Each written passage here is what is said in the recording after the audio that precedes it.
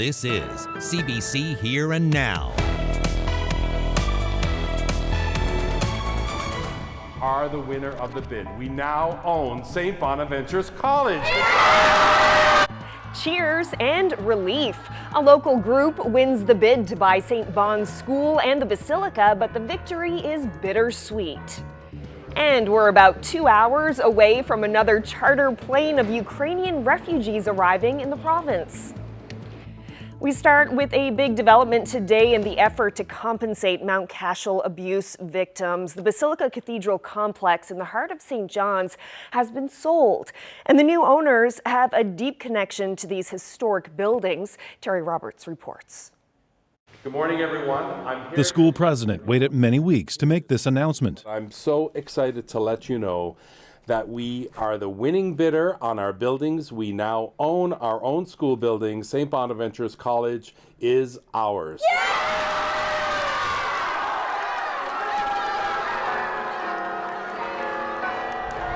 And the joy bells were ringing at the Basilica Cathedral of St. John the Baptist. This massive church that has dominated the St. John's landscape for more than 150 years, this Jesuit private school, and this skating rink have all been sold.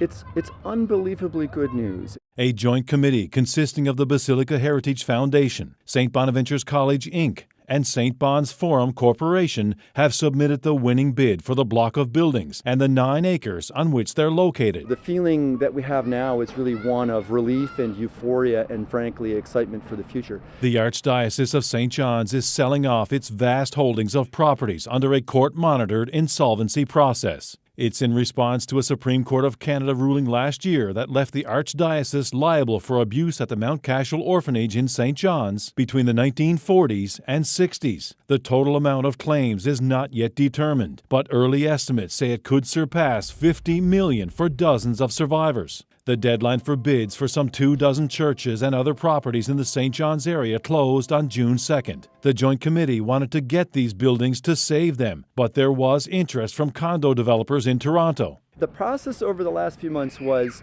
incredibly stressful, and it was really tough. I got to be honest with you. It's not known if there were competing bids. Since this still has to be approved by a judge, Rob Blackie would not say exactly how much the committee raised, but it was north of $3 million, with hundreds of donations, some very large, coming from across Canada.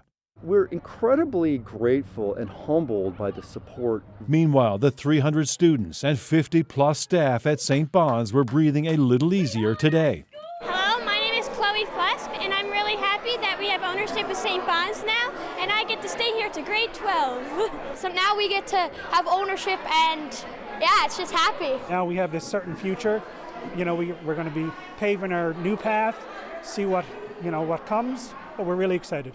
The Basilica Heritage Foundation released a statement saying, as a group, our intentions will remain focused on the preservation of this historic, culturally significant, and spiritual landmark. Now that the school owns the building, it's really about taking care and it's about planning for the future.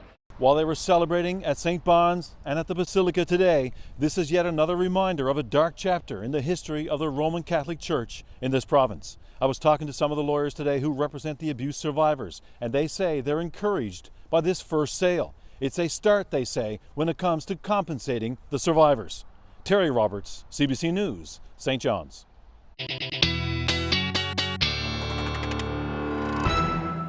Well, the temperature map today tells a pretty big story. Take a look at the difference in temperatures from even Labrador, Lab City 24 degrees today, Happy Valley Goose Bay 25. You head all the way east, 8 degrees in St. John's today under cloudy skies. Definitely not the nicest weather. We do have some showers on the way as well, thanks to an area of low pressure just moving to the south. Nice big ridge of high pressure to the north. But like I said, those showers are going to continue as we head through the overnight tonight, as this low continues to track just to the south. Eventually that will pull away as we head through tomorrow. But that lack of rain and warm temperatures up across the Big Land definitely leading to a high or even very high fire risk. So definitely keep that in mind if you're planning on enjoying this nice weather. Obviously, the further east you head, the lower the fire risk. Now we do have Temperatures tomorrow going to stay quite mild as well. This is a look at the morning.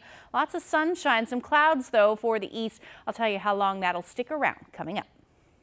Thanks, Ashley. Well, this summer's Come Home year could mark the end of access to a popular beach in western Newfoundland. Road access to the Ship Cove Beach in Bay St. George South is about to be cut off. Troy Turner has this report. Tucked away from the main highway and at the end of the road in Highlands, you'll find Ship Cove Beach. With sea stacks, seabirds, and plenty of sand, it's one of the province's lucky finds. But vehicle access to the beach is about to be removed. It gives us access to some of the most natural beauty in the province. This beach alone, the Cormac Trail, we've got hunting and fishing areas up here that are pristine and untouched, but are still visited by so many people, hundreds of people every year. The bridge on the access road is falling in a state of disrepair. Earlier this year, the province told residents of its pending removal. Residents were hoping it would be replaced. The importance of the bridge right now is access to get here, because it is a fairly long walk from the end of the road if the bridge is gone, and it'll deter people from coming up here and enjoying it. The department wouldn't do an interview on the bridge. In a statement, they said the bridge is a safety risk, and the closure and removal of resource road bridges throughout the province is a regular part of department operations. This being Come Home year makes the news more difficult. We've invested so much energy and health and love into bringing home the people that belong here, and the people that don't belong and just enjoy it. And now we can't let them have this. This is part of what they're going to miss. The group held a rally earlier this month to raise awareness of the bridge status. They hope to raise money themselves to replace it. Troy Turner, CBC News, Highlands. Former teacher Noel Strapp is going to prison for sexual exploitation and sexual assault. Strapp began a sexual relationship with a female former student when she was 16 while he was her teacher, coach, and mentor. Today, sheriff's officers at Provincial Court in St. John's took Strapp into custody. The 39-year-old from Harbour, Maine, was convicted of the charges back in February. Strapp has been sentenced to 4 years in prison for sexual interference and 2 years for sexual assault, to be served concurrently. The former high school teacher had a sexual relationship with a 16-year-old girl he taught and coached. She told the court during the trial that she and Strapp had about 100 sexual interactions and used Snapchat to exchange sexual pictures and videos while she was in grades 11 and 12. Strapp will also be registered as a sex offender for 20 years and will have to provide a DNA sample to a national database. He's prohibited from contacting the former student and can't own a firearm for 10 years. The RNC has laid charges against an older man for multiple offenses dating between 2018 and 2020. The force says a 69-year-old from Conception Bay South has been charged with sexual assault, sexual interference, and exposure of his genitals. The complainant was a youth at the time. The accused was released from custody on conditions. Well, the RCMP is urging motorists to drive with care after 8 reported moose vehicle collisions from Saturday afternoon to Monday morning. A spokesperson for the Mounties says the accidents, like the ones seen here in these file pictures, have been happening all over the island. And luckily, there have been no serious injuries. Police want drivers to use extreme caution while driving at night or in foggy conditions and to stay within the speed limit.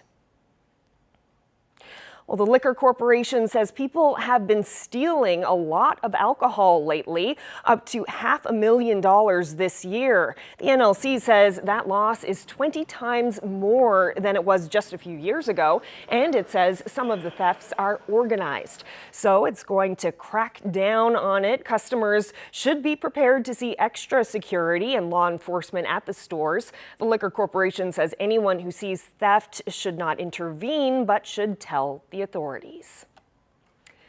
A pathology lab in Halifax that's been handling results for all of Atlantic Canada is under scrutiny. The lab processes things like biopsies, but there are concerns that the lab isn't able to work to its full potential. Carolyn Ray reports. Inside the Mackenzie building, pathology staff are making diagnoses for patients across the Atlantic region. Their job is critical, but their surroundings make their work even harder.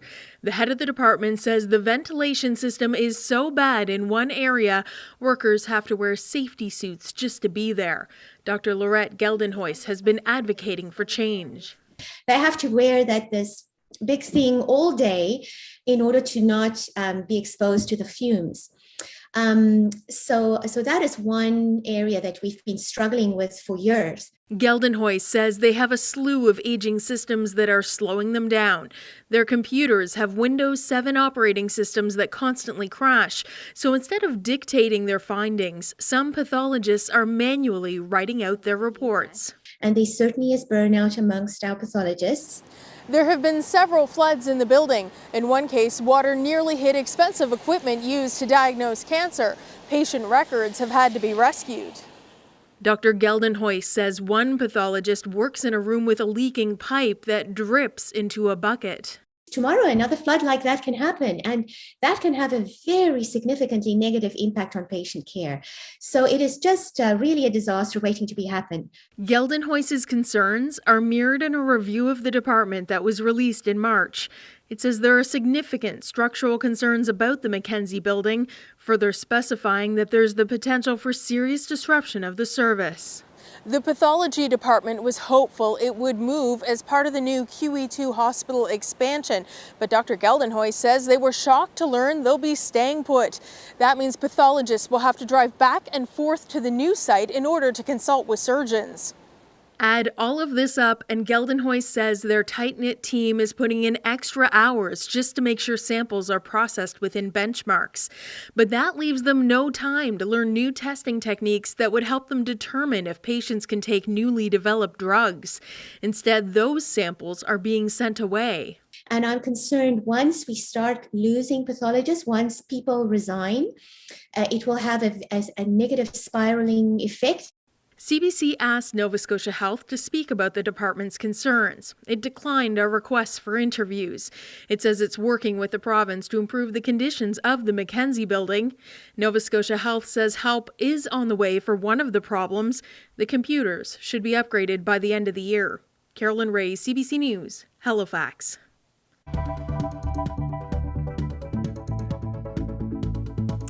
The temperatures aren't that great, only 7 degrees in St. John's today. The good news is they are going to warm up, and I'll get into the full forecast coming up.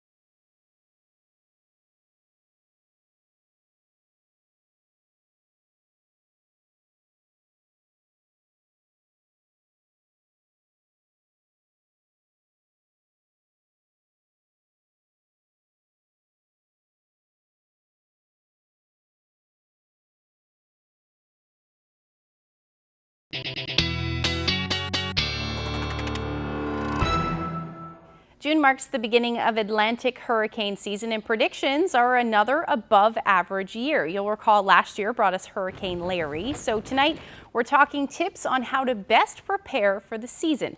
Jamie Kennedy is the Director of Emergency Services. So what should people know about hurricane season?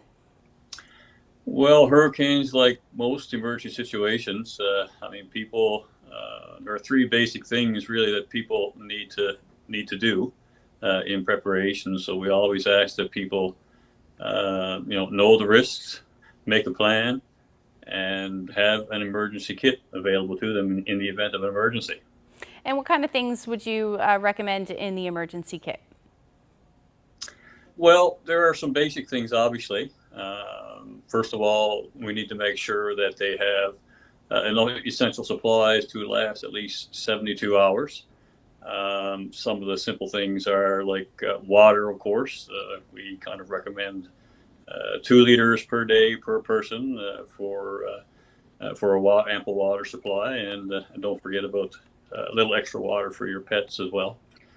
Medication, baby supplies, formula, some extra cash on hand, first aid kits, and some food that that won't spoil. And we also, ideally, we would like to have every household and in the province to have an emergency plan ready to go. So we would recommend having a copy of your emergency plan on hand as well.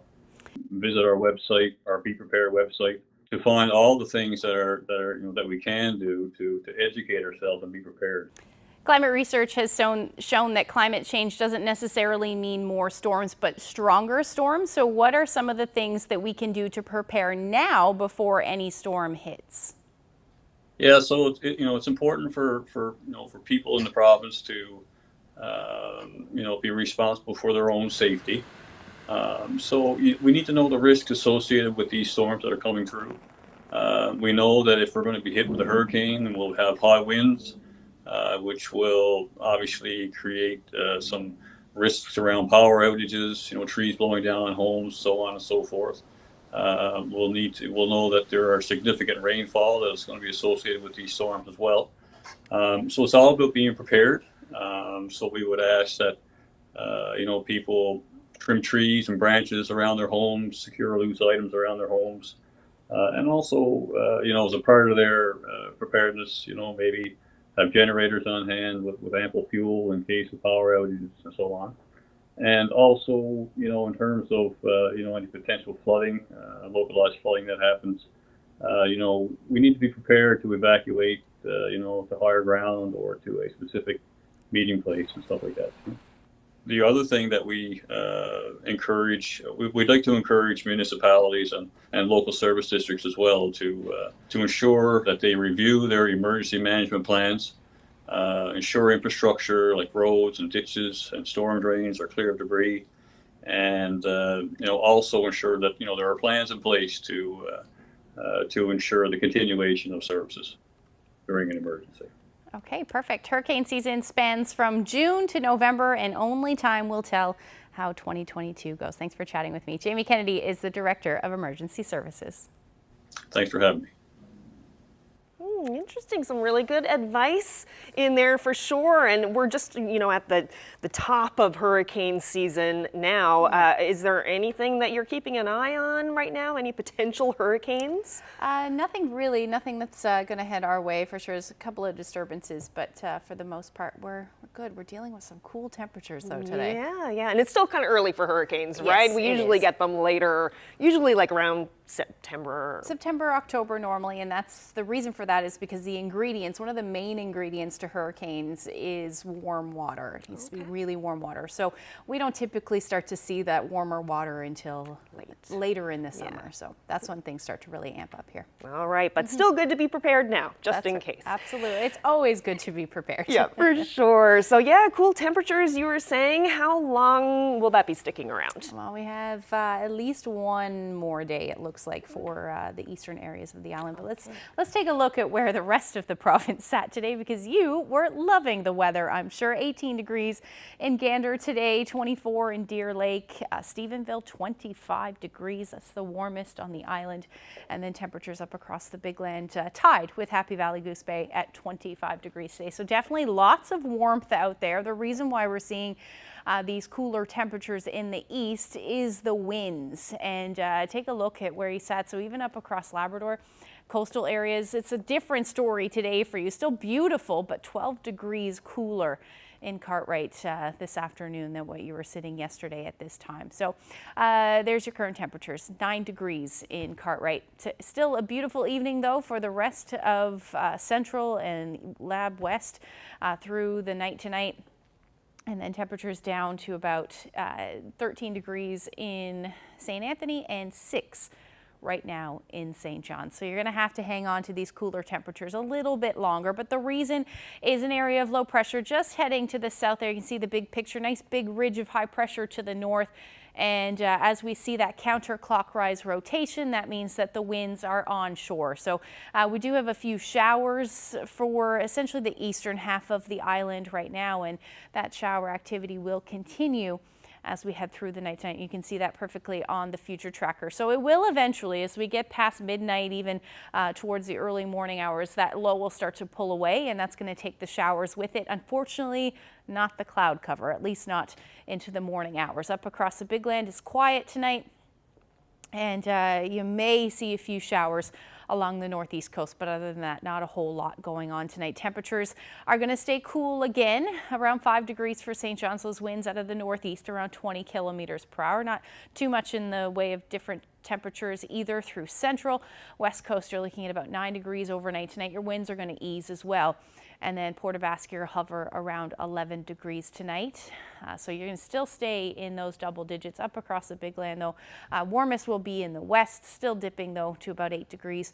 The rest of you will sit between 0 and 5 through the night tonight. Now as we head through tomorrow, there's that area of low pressure to the south. Unfortunately, it's not going to pull the cloud cover with it until the evening hours, but the rest of the island looking like an absolutely gorgeous day. Lots of sunshine again, a little bit of the potential for some showers, very isolated in nature though, possible from Lab West through to Central Labrador as we head through tomorrow. You'll eventually see those clouds on the increase through the day though, and then the low should eventually pull away for the eastern half of the island, so we should see hopefully some sunshine by the time the evening rolls around just before sunset. And then as we get into the overnight again, we're looking at that chance of showers up across Labrador, a better chance of showers up across Labrador as we get into the early morning hours on Thursday.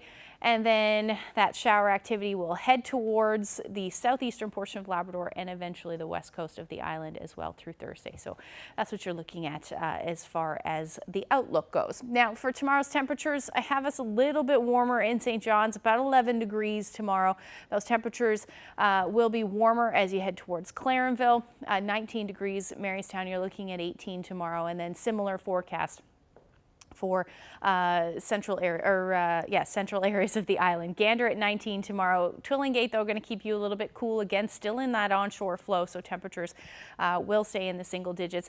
Best weather will be on the west coast. Humber Valley 24 degrees, Corner Brook 22, and as we head towards the northern peninsula, you're still looking at some beautiful temperatures as well. Winds, not a whole lot to speak of, about 10 to 15 kilometers per hour. Lots of sunshine in store.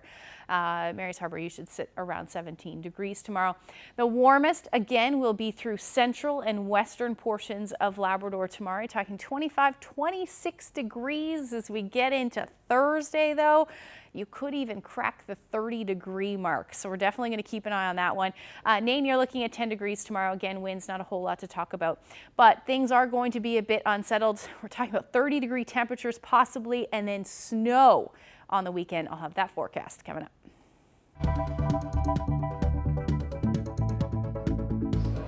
Dozens more refugees from Ukraine are in the air right now, set to land in St. John's. Next, we'll speak with the immigration minister and ask what lessons may have been learned since the first group of refugees arrived last month.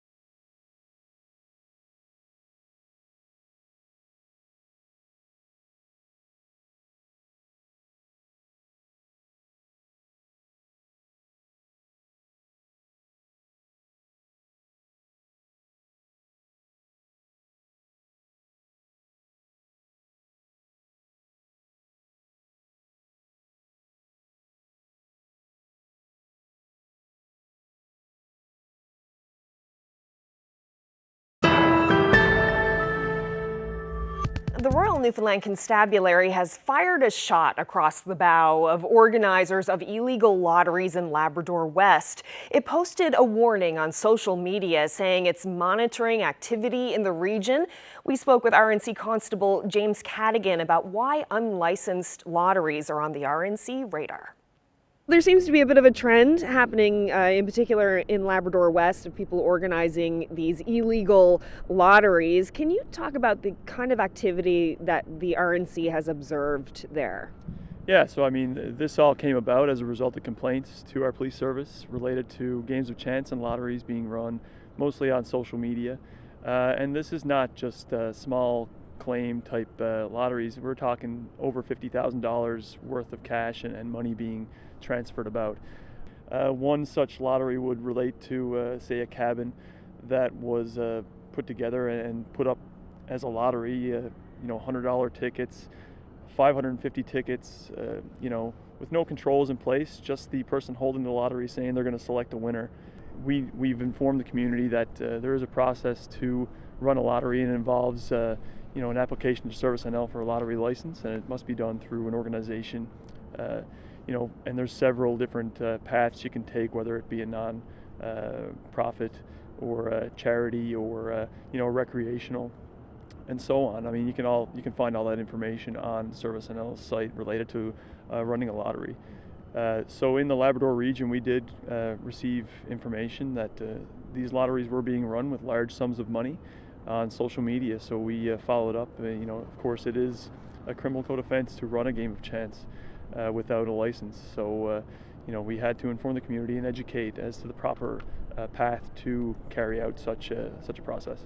And there seems to be different motivations behind some of these lotteries. Some people use them because they want to make a profit. They have an item that they want to sell, and instead of just posting it online for sale, they decide to sell tickets on it. But then you have another group of people who really use it as a fundraiser to help people in need if someone's house burns down or if they have medical expenses.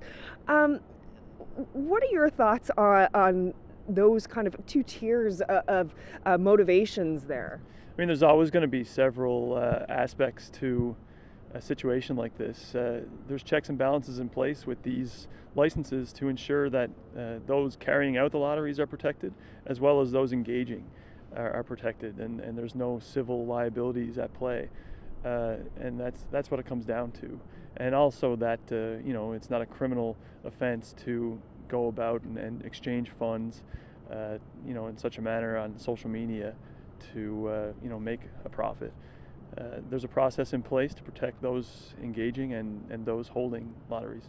And when you say protect, what do you mean? Like, what are the circumstances that can come about because someone is holding an unlicensed lottery? I mean, we're talking about a loss of a significant amount of money. Licenses allow checks and balances to be in place so that we can prevent that from happening. What do you say to people who say that these lotteries are a lifeline for some folks in Labrador, for those people in need, and they say that they're not going to stop it because it helps so many people? What's the police's position on that? I mean, at the end of the day, we sympathize with anybody who is in need and in a vulnerable scenario, and we want to support those persons in any way we can. But at the end of the day, we have to make sure they're educated as to the proper procedures to carry out such an event. What is your message to these folks? You posted the warning on social media. What is it you would like the people who organize these lotteries, no matter what their intentions are, what's your message to them? We ask that they explore and follow proper procedures. Get a lottery license, protect yourselves and those engaging in the lottery. Thank you so much. No problem.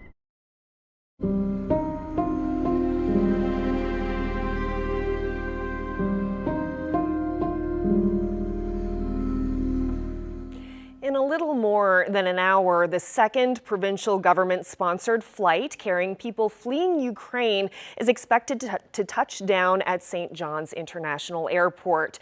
The Minister of Immigration is one of the people waiting for the special flight to arrive from Poland. Jerry Byrne joins us live from the airport. Thanks for being here, Minister Byrne. My pleasure. Thank you for having me. So the plane is expected to land sometime after 8 o'clock. Can you talk about the number of refugees on board and what kind of welcome they'll receive? Well, we started out on May 9th with 166 Ukrainian refugees leaving Warsaw, Poland. Well, tonight, 177 plus 15 animals, 15 pets will be coming to St. John's on board our second airlift. And it's quite a welcome. We've got people here not only from the Department of Immigration, Population Growth and Skills, my department, but of course the Association for New Canadians, the ANC, are here in strength.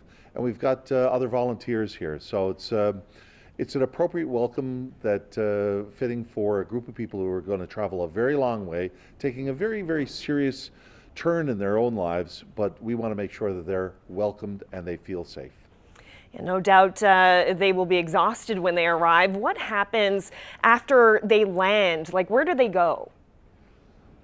Well, first off, we'll take them to a place, temporary accommodations, a local hotel here in St. John's, where they'll have an opportunity to rest up, get cleaned up, and spend some time with and amongst each other to just reflect on the hours and days that just passed. But already, Carolyn, there will be people on this flight tonight who will be ready to report to work tomorrow morning, because that's one of the things that the Ukrainian Family Support Desk in Warsaw, Poland, working with our team here on the ground in St. John's and throughout the province have been doing, is this is not a passive exercise. We've been working with these refugees, these Ukrainians, for quite some time, and working with employers here in the province to get them really job ready, but also to get them in a place where they have a great opportunity to make a success to their new home. And that's really what this is all about. And during that time working with the refugees and the association, have there been any lessons learned about how to best help them settle in and make a life here? Oh, absolutely. You know, there was no playbook, there was no guidebook for any of this. We started out in the month of April, in the very early days of this, just sort of reflecting on what can we do, what do we need to sort of learn or grab from other people, what experiences can we learn from. But we've kind of made this up as we went because there was no guidebook. And so I could say with no hesitation that the Association for New Canadians are experts in this field in terms of resettlement, responding to people in need, responding to people who are in humanitarian crisis.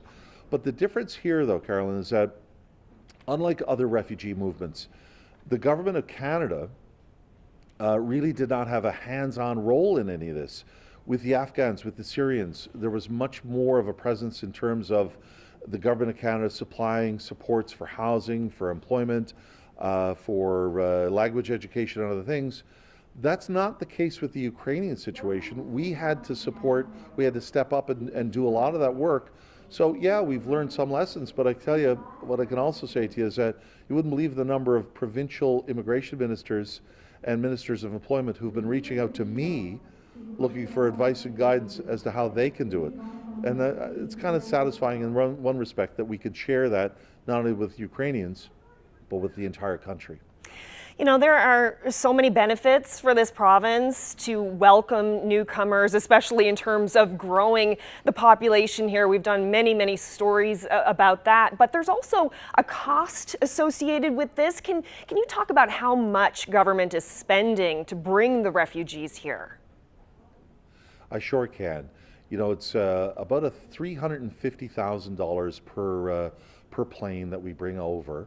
You know, one of the things that I always reflect on, this is not an accounting exercise. This is a humanitarian relief effort. And when I look at the type of people that will be coming with the skill sets they have, the job readiness that they bring with them, we'll be making, as a province, we'll be benefiting from that very, very quickly. But from an immigration perspective, we do spend, and we have been spending money for quite some time at immigration efforts, attending different conferences and sort of immigration fairs in the past. What we've done in this particular case is we've redirected some of the money into the Ukrainian initiative to make sure that We put forward our best foot forward for their supports. All of the team that are in Ukraine basically are government employees. They're not contractors, so much of the expense is already absorbed into what we normally do anyway to attract newcomers to our province. The plane, of course, is something different and exceptional, but of course we're seeing the benefits. When you look at over 50% of those who were actively looking for work who arrived here just 4 short weeks ago, half of them are already employed in Newfoundland and Labrador in full-time year-round jobs, contributing to the economy of our province. We need these people. They can use our support. It's a really mutually beneficial situation. Well, Minister Jerry Byrne, I know these folks have been through so much, but I hope that there will be some smiling faces coming off that plane this evening. Thank you so much for speaking with us. Thank you so much as well.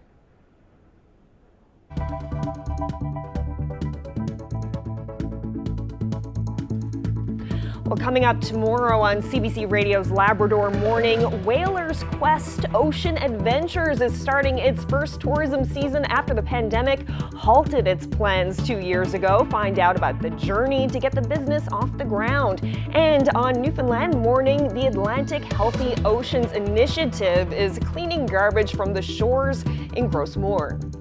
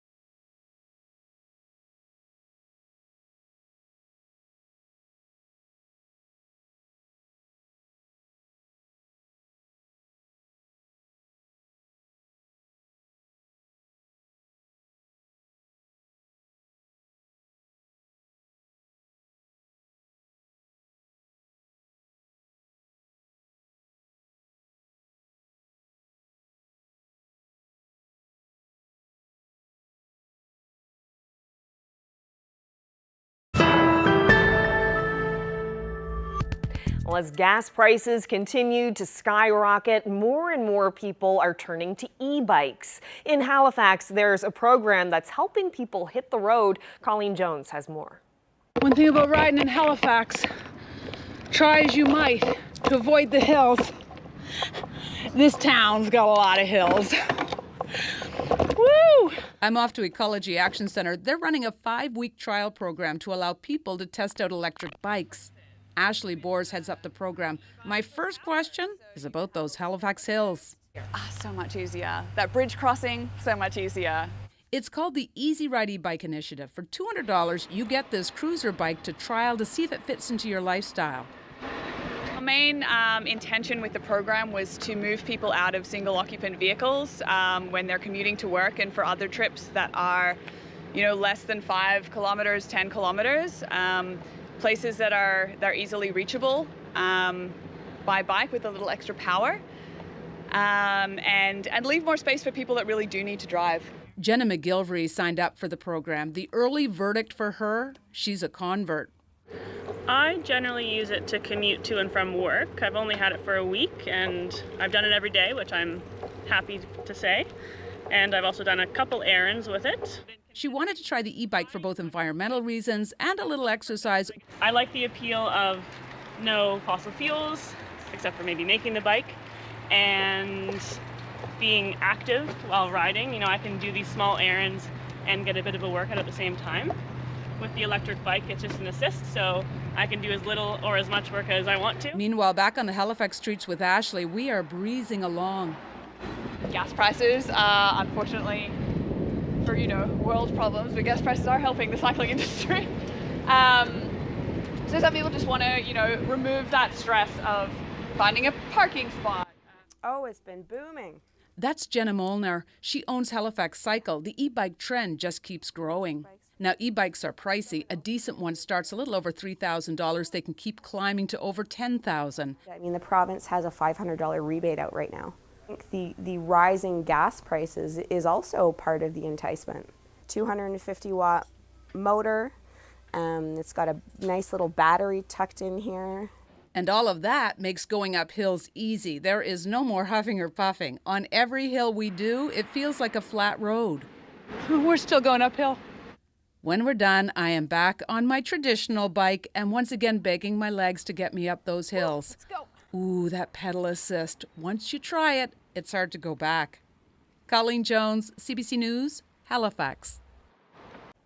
Well, many Manitobans are also looking for ways to save money at the pumps. Some say carpooling is a good shift to cut down on costs and stress. CBC's Emily Brass explains.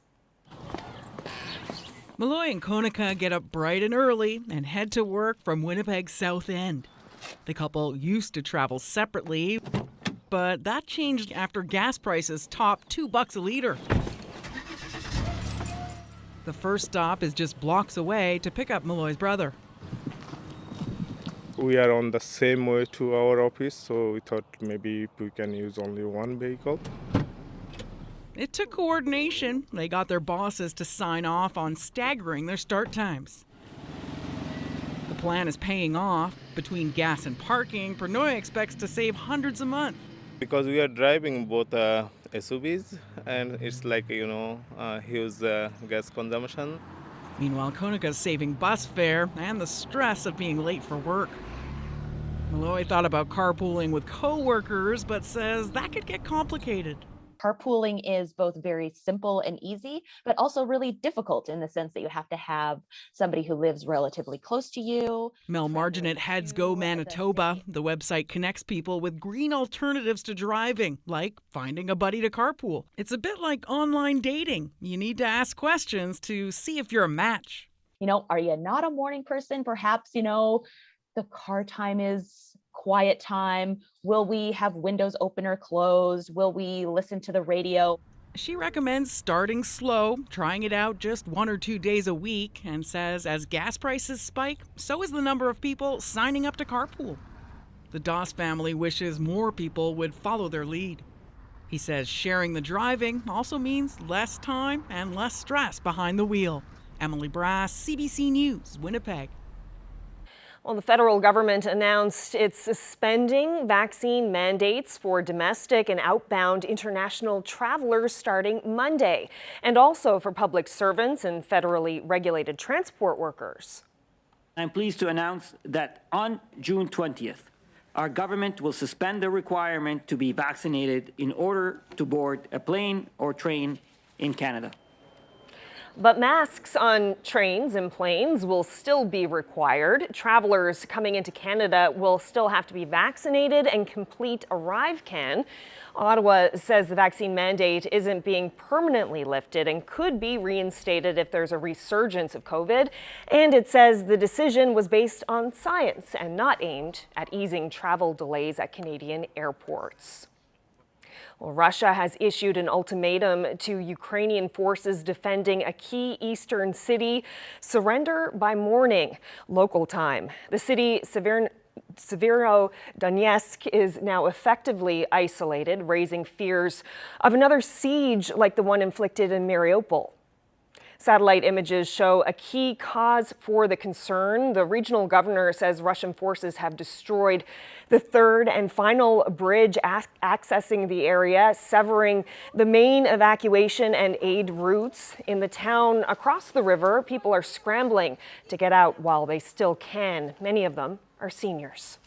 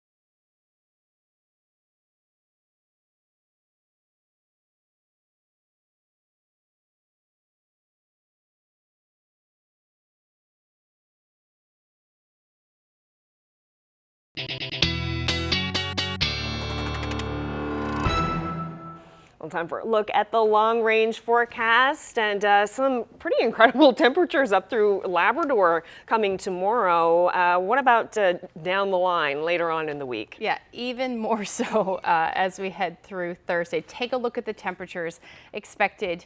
30 degrees in Happy Valley Goose Bay as we head through the afternoon on Thursday, 27 in Cartwright. So all that warmth certainly in place.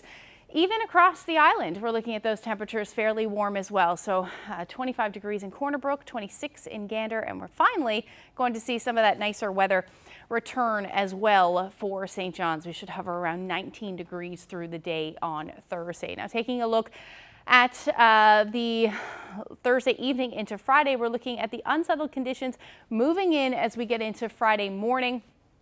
Generally looking at cloud cover with the chance of showers for a good chunk of the big land, I should say, through the day on Friday, and eventually we will see some showers move in late day for the eastern half of the island, particularly the Avalon. As we head into the evening hours, it does look a bit unsettled for you. Taking a look at the temperatures, though, is we'll see a little bit of a drop in Lab West, where your temperatures will hover around 19 degrees for Lab City, and then temperatures as you head towards southeastern portions of Labrador will be a bit warmer, 21 degrees in Cartwright through the day on Friday. And then we have those temperatures for the northern peninsula in and around 18 or 19 degrees. So definitely looking at a nice start to the weekend.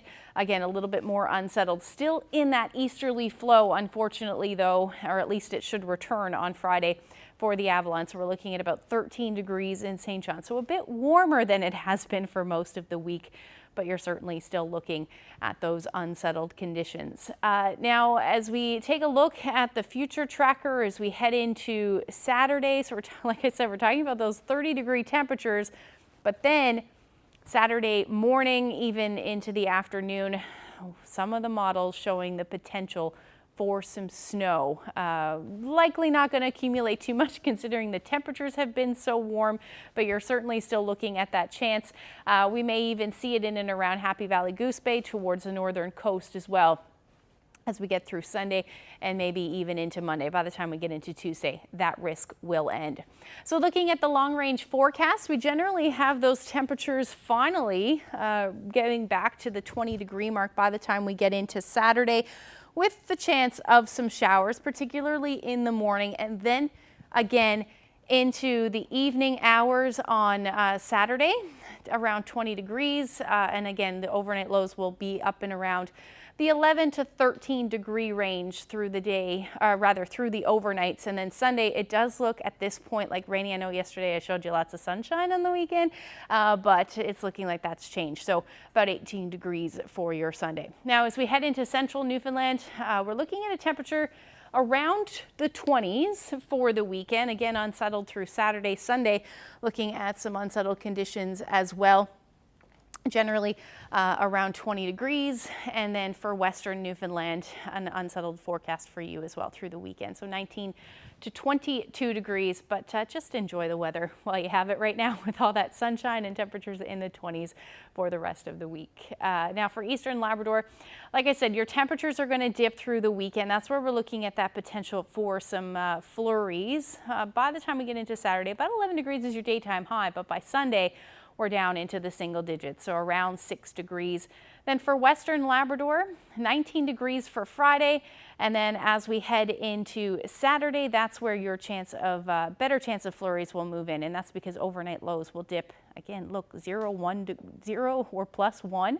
And then by Sunday, you're looking at your temperature around 11 degrees and cloudy skies, the story. Now take a look at this photo. I love this one. Some views of the harbor. Jerry, I never did get your last name. I sent you an email, but you never responded. But great shot, isn't it? Oh, yeah, that's great. So that's Prosser's Rock, right? I assume so, yes. Yeah. Gorgeous with the hill in the background. I couldn't place it, so I'm glad you said that. Yeah, I think that's where it is. Oh, I love it. It's a beautiful spot to visit, Prosser's Rock. Yeah, and it looks on the like way out to Fort Amherst. I haven't been out to Fort Amherst in some long time.